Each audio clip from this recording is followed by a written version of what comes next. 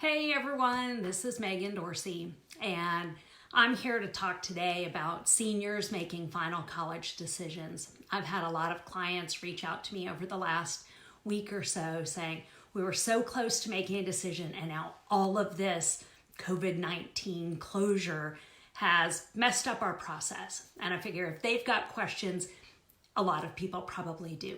So I wanted to outline the timeline, the factors to consider, what to do if you find out you're on the wait list, and then some factors beyond the coronavirus that are really going to change things this year. First, if you're the parent of a senior or a senior in high school, it's tough. I just don't have any better words for that. I did read a really good article this morning. I'll link to it in the comments after I finish recording, from the Harvard Business Review, talking about that weird feeling that we have is grief. And I think if you've got a high school senior, it's so easy to see they're missing out on so many things, whether it was the state tournament or a national tournament or finishing out with their class the way they had always planned it and participating in all the special spring activities that surround senior year of high school, making those final college visits, going to admitted student day. All of that's off. And it makes sense to be upset, to be angry, but I really thought it was insightful to put grief as a label on that. You know, we expect some of those weird emotions when we have a loss of a job or a death in the family or death of a friend. But I think we need to look at this situation with grief as well. So good thing to think about, especially as we've got kids at home. I've got my husband working upstairs. My son's in the room across the hall from me. My daughter just finished her online class for her university. So all in tight quarters, and sometimes it's easy to get on each other's nerves. Here's what I want to talk about for parents of seniors. And I'll get on Facebook Live this week later and talk about what to do for ACT and SAT testing, some of the changes we're seeing in AP exams. But today I just want to talk about high school seniors making that final college decision. So the first thing is, let's talk about the normal timeline. Normal meaning pre all of this COVID-19. Colleges will notify students by April 1st, and I don't think any of that has changed. A lot of universities are coming out in this last week with their final decisions, and they've usually made students aware of when the decisions will be sent out or put online. A lot of them are releasing them through their student admissions portals. So you should have, by April 1st, all of your decisions, either a yes, a no, or an offer of a position on the wait list. Traditionally, students have until May 1st to accept or decline those offers of admission. And that's where we see in April, a lot of universities hold admitted student activities. And I will tell you, I had a senior last year, that day on campus, that overnight for my daughter, helped her make a decision. Well, we're now going to have to make decisions without that. So here are some of the resources that I would encourage you to take advantage of. First, contact the university. Any questions that you have, pick up the phone and call the admissions office. They are there to serve you. Ask them, these are the things I want to know about. Can you put me in touch with some people who can answer the questions? Can you put me in touch with some students that we could talk to who could give us a better idea of campus life? Whatever your questions or concerns are, ask the university. The next resource I would say is go online. You can find groups of students, admitted student groups that you can join, and I like going and watching some YouTube videos of campus. Official ones from the university, as well as some unofficial ones that might pop up to give me a sense and a feel, especially if you've had a chance to visit already. It'll bring back some memories of what it was like on campus, so you can get a feel for, oh yeah, I remember this, I was excited about this. One thing we are expecting, and it hasn't been official, but we're expecting that colleges might extend the opportunity to make a decision to students who are having a really hard time with that.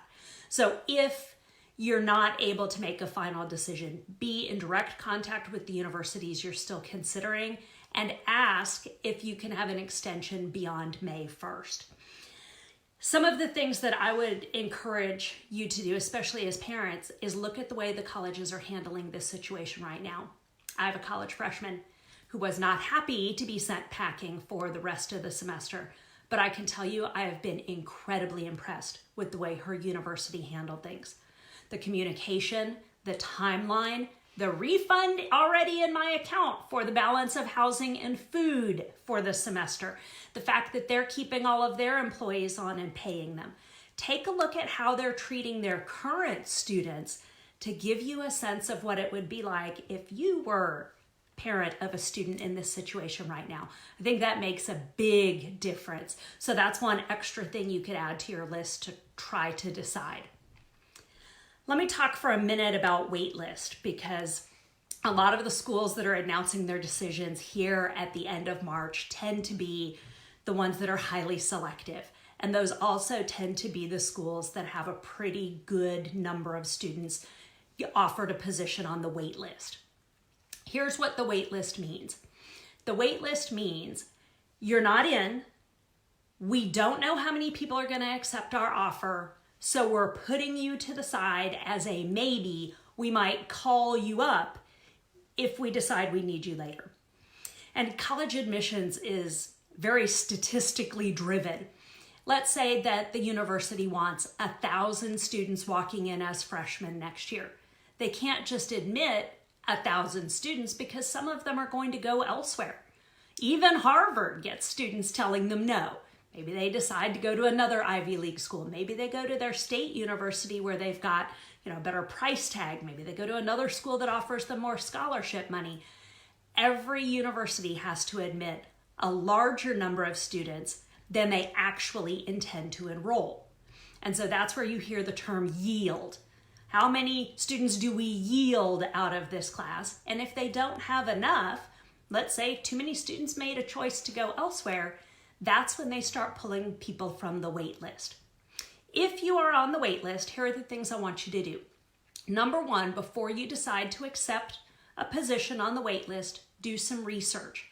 Go find out how many people were offered wait list and how many people came off the wait list for that particular school, and I would go back 3 to 5 years. You can see sometimes there was 1 year where they under-admitted students because they over-enrolled students the previous year, so your numbers can skew from 1 year to the next, but you'll get a pretty good idea if you look at 3 to 5 years of data on who's coming off the wait list. Some schools pull heavily from their wait list. In other words, they're taking students from the wait list every year. And they're consistently taking a reasonable number, not like 1 or 2. So if you were to accept a position on the wait list at a school like that, you would say, I know it's a long shot, it's not a sure thing, but it's a possibility. Other schools admit thousands of students onto their wait list and pull almost nobody off the wait list. In other words, go do your research so you know your odds. The second task, if you are considering or accepting a position on the wait list, is you need to decide and deposit at another school. In other words, you need to pretend as if that wait list isn't coming through. Where do you want to go? And I'd encourage you to go ahead and get excited about it. I know you really want to go to this other place, but hopefully you still got some really good options. Pick one and fall in love with that school and put down a deposit. Now, this is where people get a little confused because, yes, you're going to write that check for $500. I'm not sure what the deposit is at the school you're looking at. And parents, that's the money that if you change your mind and you go with the wait list that may come in as an offer in July or August, you're going to lose that money. But you're putting down your deposit and you're saying, this is my intention. I intend to go to this other school in the fall. And then if you have another opportunity, you have the opportunity to come off the wait list later, hey, that'll be seen as a great bonus. So research your numbers. Definitely decide and deposit so you've got somewhere to go in the fall, because you'll see after you do the research that sometimes those wait lists are pretty long and not many people are coming off them. And make plans to go ahead and go to another school. Let me talk about some factors that are going to change the game for everybody, but maybe especially people who are on the wait list. Obviously, everything going on with COVID-19 is unprecedented and will change the way admissions numbers play out this year. Post 9/11, we saw a lot of students choosing to stay closer to home. So maybe that's something we'll see this year. Maybe parents will say, you know what, after all of this that we've just been through, we don't want you going all the way across the country, or we don't want you going to another country. We may see international student populations change.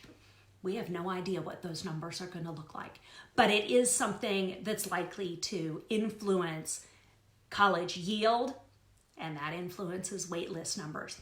Money.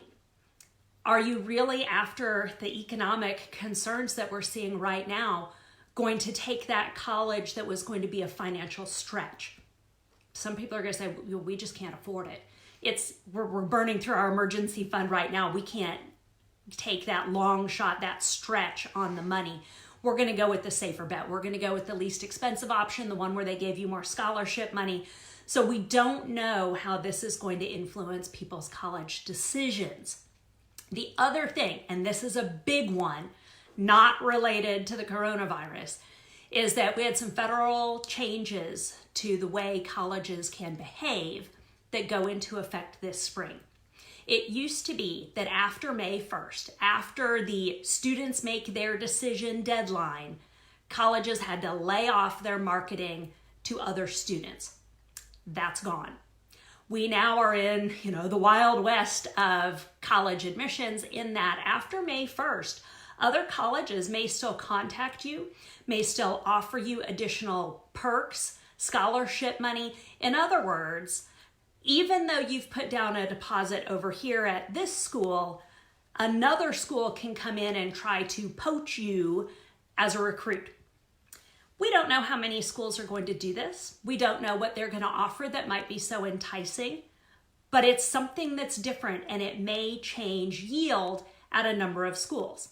Again, it's the first year that it was going to happen. It's the first year that regulation, that change had been implemented. So we do not know what that's going to result in as an impact. It also means that we're seeing and guessing that a lot of colleges are going to have a larger wait list as a result. They don't know. Are some of their top students going to be recruited elsewhere? Are they going to be willing to leave? So we've got a lot of things up in the air.